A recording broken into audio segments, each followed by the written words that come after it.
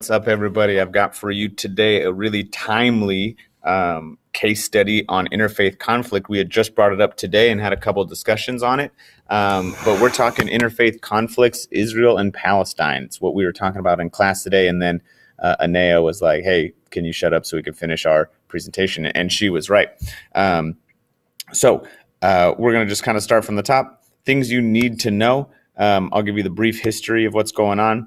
Basically, Israel was the biblical home of the Jews and the Jewish religion. So for the longest time, 2,000-3,000 years ago, the Bible times, right? This is where Jews inhabited the area. This is where they are originally from. But around that time is when, I guess nearish that time, is when this sort of like worldwide anti-Semitism starts to spread. And it starts with the expulsion by the Romans in 100 AD. So the Romans come in and kick them out, and they bring in their set of Christianity, and they're literally kicked out of their homeland. After that, a long time, 600 years later, Islam spreads into the region, and the area is formed, as we know, as Palestine. So the Palestine becomes the home of Arab Muslims, or who we'll call Palestinians. Basically, while all of that is happening, the Jewish diaspora, which is the group of, I guess, refugees, maybe it's different from the word refugees because of the amount of time it is, but this group of people with no home, right? That's what a diaspora is. They're scattered to the wind, and it should be pointed out, and I cannot stress this enough, because there are still people in America who use the term Jew as a derogatory term, and who still speak this way, and they don't understand why it's wrong, and sometimes they'll even be sarcastic about why we shouldn't care and stuff like that. But basically, the Jewish people are persecuted and sent throughout the world. They're forced into ghettos. They're forced into places where only Jewish people can live. And as a result, sorry, I got ahead of my slides here. As a result, they start getting this, there's this push of Zionism in the Jewish religion. And Zionism is sort of talking about going back to when things were good. Zion for them is like the Holy Land.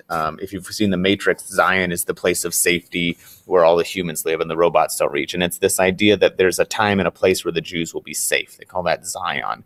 And that place happens to also be their homeland, or their original, where they originally were forced out of, which is Israel. So they're looking to return to the promised land. And here's where it gets pretty intense. So you guys haven't taken U.S. or world history yet, so this is something you obviously know. But about, I was way off today, but about 6 million Jews are killed by the Nazis in the Holocaust. And this happens because there is such a vacuum of anti-Semitism in the world.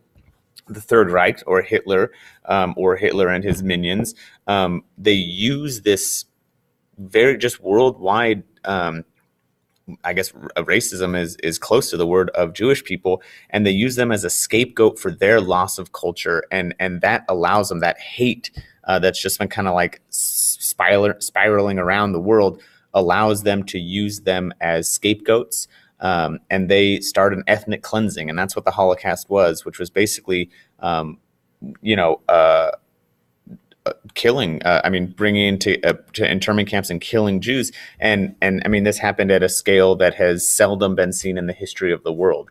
So I just, again, need to stress, anytime someone says the word Jew derogatorily, they really are maybe showing you their own ignorance. So if they defend it, they're showing their own ignorance again. It's really, really kind of a terrible thing that led to really terrible stuff. But you could imagine that as a result, the surviving Jews kind of say, like, ooh, we need a place to live. Like, we've been scattered so long, this kind of stuff, we keep being persecuted. We need to return to Zion, our Holy Land. And that Holy Land for them is Israel. So if you take a look at this, let's see if I can get my pointer on the actual map here. After World War II, they return to Israel. The Brits come and they say, okay, Palestinians, you need to share this land, and they leave it as what's called a two-state country, which means it is held by both Israel and Palestine. So we left it and say, like, okay, you guys are both going to live here, be friends. And as you know, that's not quite how things work out. The Jews immediately declare independence. So they say we are not a two-state country. We are our own state, and Israel needs to get out. And they forcefully remove um, Palestinians from the Israel area. They take Jerusalem because that's what they see as their holy land. They've expanded into Jerusalem, and the Palestinians were forced to flee. In fact, they end up becoming refugees in their own country. So Palestine starts expanding and spreading, and saying, no, this is our land. This has always been our land. You don't live here anymore. And they start kicking them out. And even though it sounds sort of like, oh, I guess we have no place to go, the way that Israel kicks them out is with very forceful war migration tactics. I mean, stuff that we don't really see. And so what you see here is the result, which are Palestinian refugee camps. You'll notice that they are mostly on what's called the Gaza Strip, which is on the far left side. And this has led to a ton of refugees. I mean, ironically, it led for a long time to a Palestinian diaspora. These people were kicked out of their homes. I mean, they weren't here 2,000 years ago. They don't know what's up. And they were kicked out of their homes and forced to become refugees in their own land. And then what happened in about 1967 is Israel starts getting a little more aggressive, and they start expanding into more territory, the territory around them. They were kind of going after the surrounding Muslim countries, including their Palestinian neighbors or rightful owners or original. It's very complex. And so they end up occupying and capturing the West Bank, which was sort of Palestine's safe place. And that's called the Gaza Strip. You've probably heard that term before. You can see it over here on the map. It's this little area where the Palestinians were mostly. And you can guess that this makes the people in the Middle East really unhappy. And even though they gave back Sinai, they didn't give back other occupied territories when they retreated. So what's happening is Israel was not making themselves very popular. In fact, if you take a look at this map here, what you see in green is the Middle East that's designated as Muslim or followers of Islam. And then what you see in pink is Israel. So Jewish people, the Jewish state, Israel, and in the middle of it, Jerusalem, which is a holy city for many people, not just the Jews, and then completely surrounded by Muslim countries. And they're really, really, really pissing off the Muslim countries. They're moving in their land, they're expanding territory, and the Muslims see them as aggressive expansioners. And so we're caught in this huge conflict, and it is real. I mean, this conflict has existed ever since in so many different ways. There have been official wars, there have been unofficial wars, there have been terrorist acts from both sides.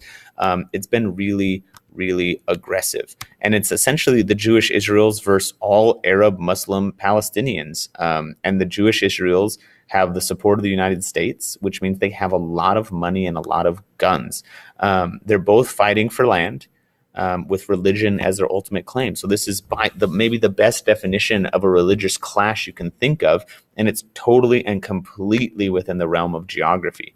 So we'll talk a little bit about it. I mean, here are just some pictures of what's going on today. The Palestinians respond in the only way they can when confronted with a larger, more dominant force, and we'll talk about that in a second. But we're going to talk about some of the solutions to this problem. And the problem being that there are two people trying to occupy the same space in geography, and both have religious history in that area. And so we're going to talk about some of the central questions. We'll go over those in a second. But we're going to try to go through some of the possible solutions. Is there a way to keep both sides happy and safe? Can a history of violence be put behind them and forgiven? We're going to talk about 6 issues that are at the heart of this. You won't be necessarily forced to pick a side, but we just need to know what's going on over there because it is complex. The first thing we're going to worry about is territory, just space. Just forget everything else. It's a war over space. So that's one of the issues we need to consider. The second is security. Man, the people of Palestine are under a constant assault from Israel because Israel has impressive batteries of weapons. Likewise, the people of Israel are under constant threat of Palestinian acts of terror. And so it's this really, really awful state of being where both sides are unsafe constantly. And the people caught in the middle are, as you would expect, poor people, people who can't really defend themselves. It's gotten really, really bad. For example, one of the Palestinian sects are called Hamas. They're a group that uses terror tactics to fight back against the Israeli government, and it gets really, really scary and dark.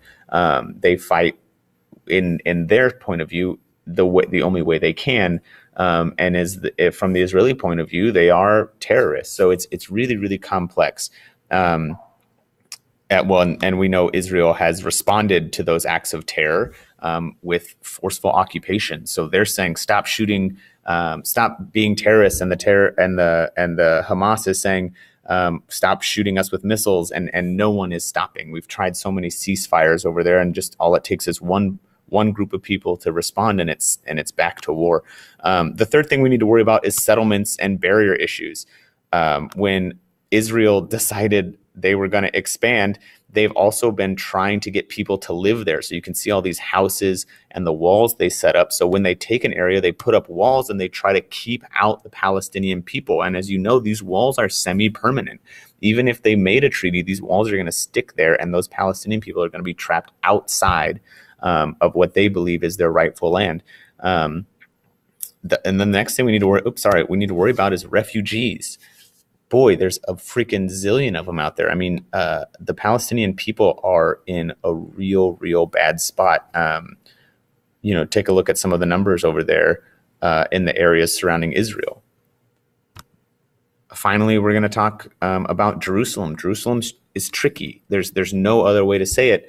It is a holy land for basically three distinct religions, four cultural religions.